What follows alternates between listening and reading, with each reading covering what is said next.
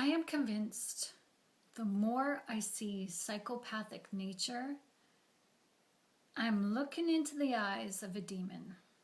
And I cannot tell you how many interactions that I have had with individuals who just refuse to be human. They may act human, but they're not good at it. When you have been through this enough times, you can see right through their gameplay. They look human enough, but deep down inside, they are anything but. Now, we always think that when we're dealing with a demonic, your spirit will let you know, and that sometimes can happen, but you're not going to feel a strangeness around you, that the air is thick with negativity. That doesn't always happen. Sometimes you think that you'll know without knowing, and yet this rarely happens. Why? It's because of the trauma bond. The enemy gets therein and slowly closes you off to your inner knowing, that intuition center that leads your thoughts, your motives, and your actions. By dismantling your heart, by having you question yourself, this is the traits of the enemy. And we say, oh, it's never the psychopath, it's never the narcissist, it's never the person's bad behavior. No, somehow we usually end up enabling their bad behavior by taking the blame for what they did wrong. And in our frustration, we naturally react. But somehow we're labeled the crazy person? Well, this is a setup, my friends. And it's done on purpose, as this is classic. This is the classic familiar spirit, the antics of the way the enemy operates. And I am so sick and tired of it. And yet, as sick and tired as I am of having to put up and shut up, stand down, turn the other cheek to yet another toxic individual, I have learned that I have found myself in a position of growing to be more Christ-like. Not just by observing the narcissist, but by experience. And I personally, some of you already know my story, that I have had personal experience with the unseen forces of this world, the demonic in spiritual form. It's scary as hell to go through. You don't see the type of creepy monsters coming out of the closet in real life like you do in the movies. It's not like that. It's subtle. And the spiritual entities, they're stealthy. They operate in the same way exactly as a toxic person does, who is hell-bent on seeing you take the blame for something you didn't do. You have heard of stories of the unseen spirits opening doors and closing them, moving things around, tossing a book across a room. What? Where did that come from? This is all done to get your attention.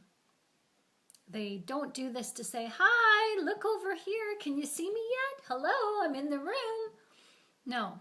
Seeing things out of the corner of your eye, hearing footsteps in an empty room, or feeling breathing on the back of your neck, it's meant to get your attention, but in a negative way. It's meant to scare the hell out of you. It's meant to catch you off guard, as all these things are done to get your attention onto you in a way that has you questioning yourself. Now, why do you suppose that might be? Well, if you question yourself, then you're not strong in knowing who you are. That is the area of weakness that allows the enemy to prevail over you. When the enemy can prevail over you, the easier it is for you to be controlled. Now the same pattern in the unseen realm is also seen in the toxic individual who walks around in a meat suit. You know this tactic. It's called gaslighting. Gaslighting causes you to question what you know against what you know. It's the modus operandi that has you wondering about yourself as you learn to distrust yourself. So when you cannot trust yourself, you become easy pickings. You're easy prey as you learn to live in fear. See, fear is what strengthens the enemy, but weakens you.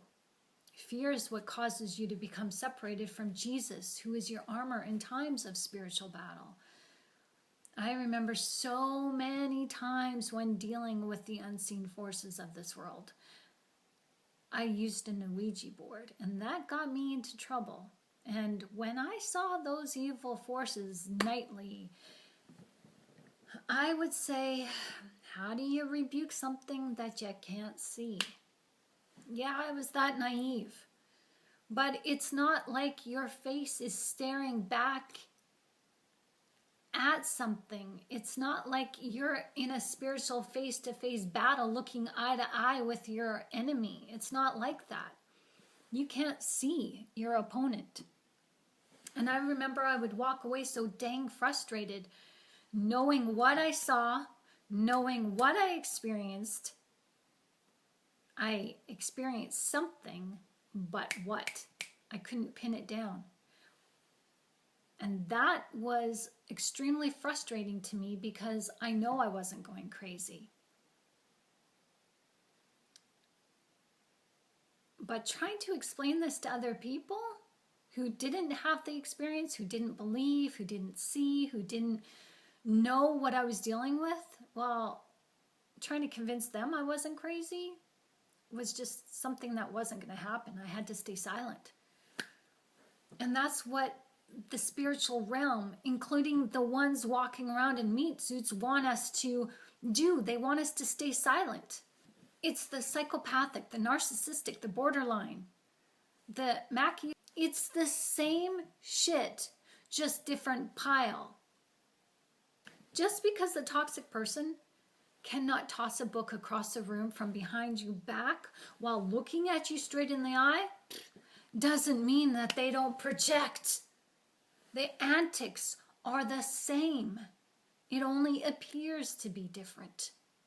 When you are dealing with any sort of enemy, appearances are meant to be deceiving.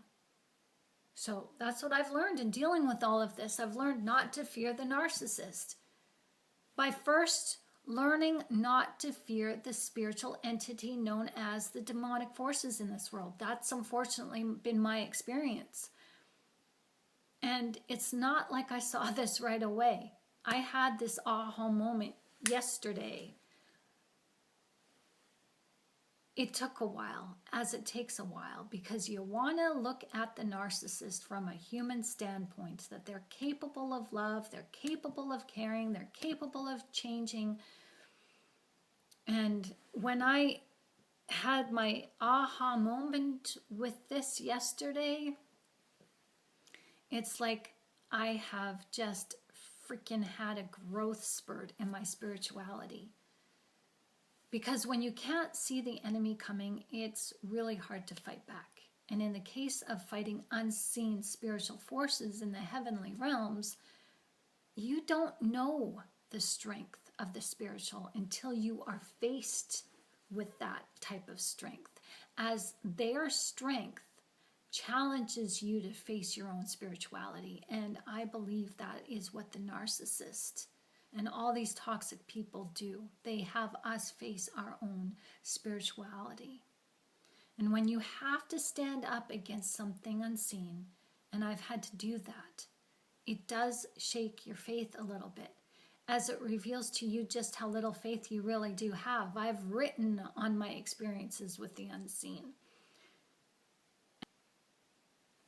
When you're dealing with the enemy, seen or unseen, even the narcissist, you don't see them coming. You're just walking around like life is rosy, life is good, and boom, you're blindsided.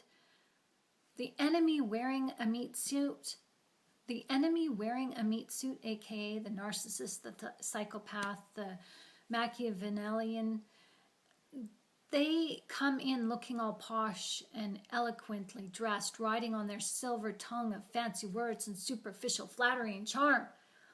But the spiritual entities that have nothing to say, that are unseen, well, they speak volumes in the same way, but just differently, as they have their attention getting antics too. It's tomato, tomato. It's the motive is the same. The motive is the same. To evoke curiosity within you, so you at first begin entertaining the spirit being in spirit form or fleshly design. Then you think, oh, this isn't so bad. This is kind of cool. And you let your guard down. And then when your guard is down, that's when they go for it. They start instilling fear, either right away or bit by bit in the trickle-down effect.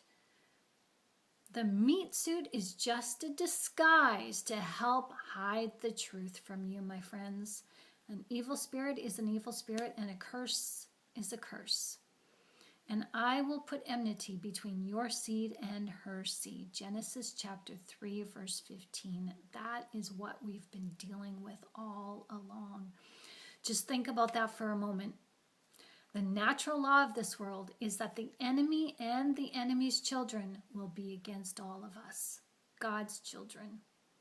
They, through this curse, will abhor us, as Jesus says. They will hate you because of me. They are our natural-born enemies, as they are natural-born predators. Learning the psychology of why people set out to hurt us is good knowledge gained. Oh, yes, but at some point we have to address the spiritual warfare aspect if we are going to prevail and overcome them, to get our life straight and back into alignment. And when I say spiritual warfare, this is not like Amityville or The Exorcist. That's made for TV movies. And in fact, when you look at the Amityville horror movies, when you research, because they say it's based on a true story, no, it's not. Actually, it's false. It's just a made-up story, and it's been my over 20 years of experience of dealing with the demonic. That's not how the demonic operates. They're more subtle than that. So yes, learning the psychology behind the behavior of why we do what we do in human behavior is a good thing. It's not evil. However, we got to get ourselves back in alignment, focusing on Jesus Christ, as that is our life's purpose, to live in love and shine the love of Jesus to others, to help make this world a better place. And what's been going on in this world with the psychopaths, the narcissists, the toxic, traumatized people of this world who exact their revenge on the innocent, well, it's all meant for spiritual growth. It's just a matter of what you are willing to see.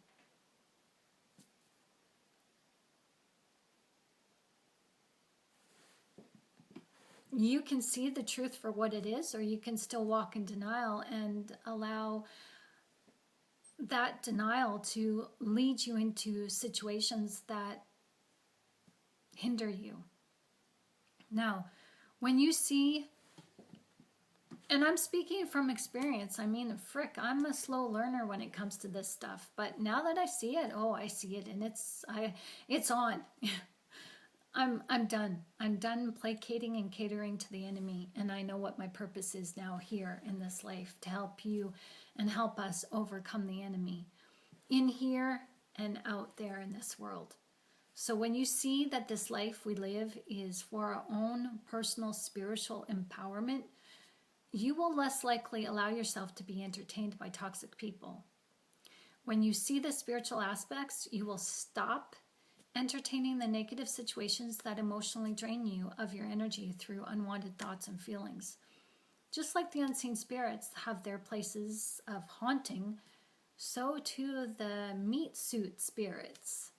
They haunt your mind, and how they get into your mind is through your thoughts that give way to your feelings. It's all relative.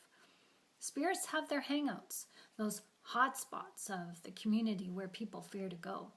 These hot spots are known as haunted places. The toxic individuals, the people who hide in meat suits, well, they have their hot spots too.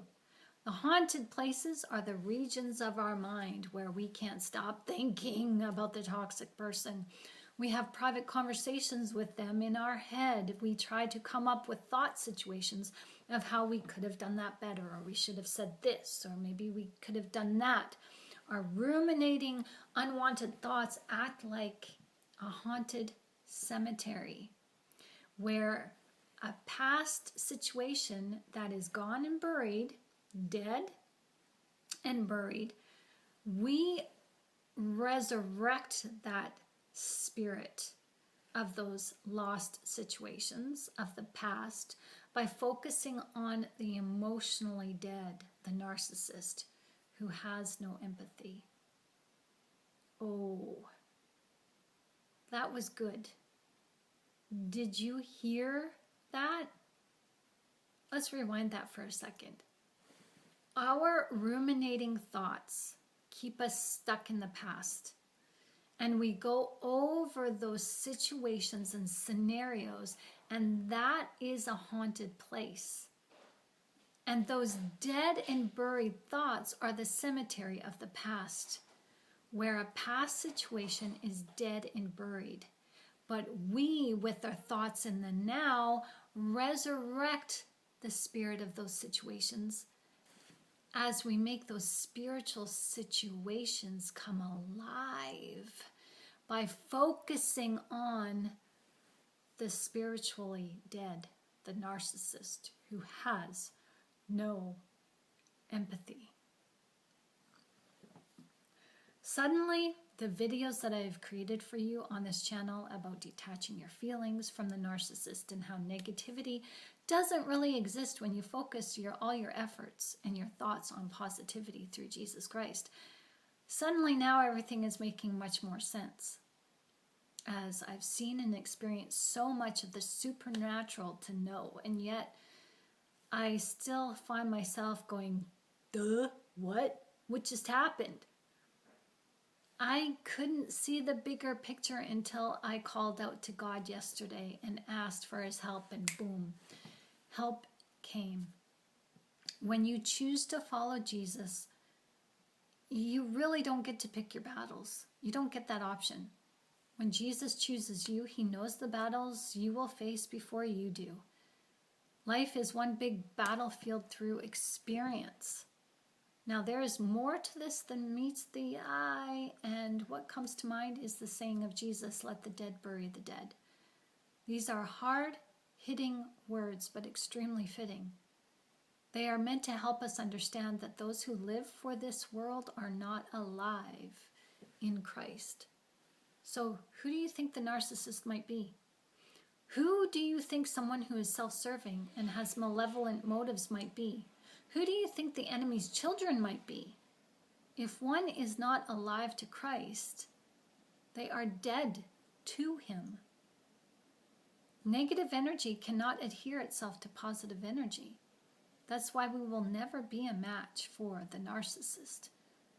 They are the spiritually dead. Just look at their spiritual fruit. Hebrews chapter 5 and 6. They are everything opposite to love. What does the Bible say about talking to dead things? Oh yeah, I'm going there. This was really interesting when this insight was given to me. It was the witch of Endor that called up the spirit of Samuel. Calling to the dead for advice. Calling to the dead for advice and counsel is not allowed. There's a name for talking to the dead. It's called necromancy.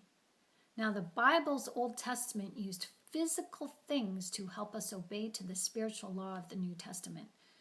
One of the commandments of the Old was to touch no unclean thing, dead or alive. And another commandment was, do not eat roadkill, or you'll be corrupted just by touching it, let alone eating it. When we turn to the narcissist for counsel, for advice, for help, for the truth, we are consulting the spiritually dead for our spiritual awakening and for our spiritual revival. Of course, we're not going to receive beneficial results in doing that. Their ways will only take us down to keep us down. The narcissist is a savvy person, but where real intellect comes from is from the truth and the truth alone.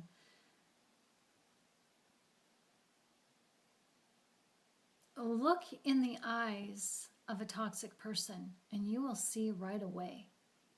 They don't call them dead eyes for nothing. Now you have nothing to lose.